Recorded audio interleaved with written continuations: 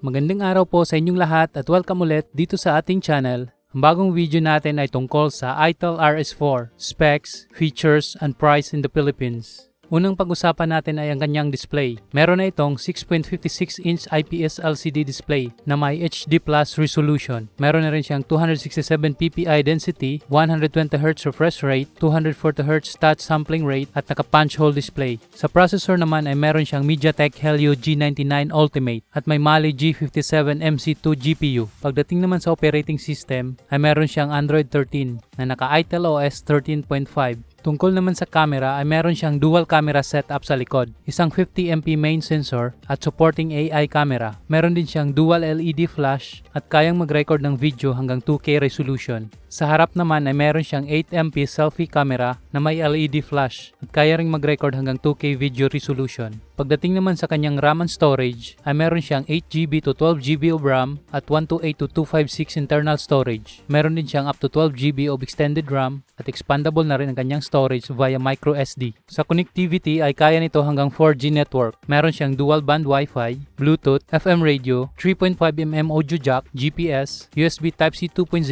OTG support at dual SIM na may 3 card slot. Pagdating naman sa ibang features nito ay meron siyang dual stereo speakers, dynamic bar at Z-axis linear motor. Sa security and sensors ay meron siyang side-mounted fingerprint scanner, accelerometer, gyroscope, light at proximity sensor. Pagdating naman sa kanyang battery ay meron na siyang 5,000 mAh battery capacity na may 45 watts fast charging support na kayang mag-charge from 1 to 80% within 30 minutes. Tungkol naman sa availability and price ng ITEL RS4 dito sa Pilipinas ay nagkakahalaga ito ng 7,999 para sa 8GB plus 128GB variant at 9,999 naman para sa 12GB plus 256GB variant. At para sa mga gustong mag-order online, ilalagay ko na rin yung link sa description or comment section.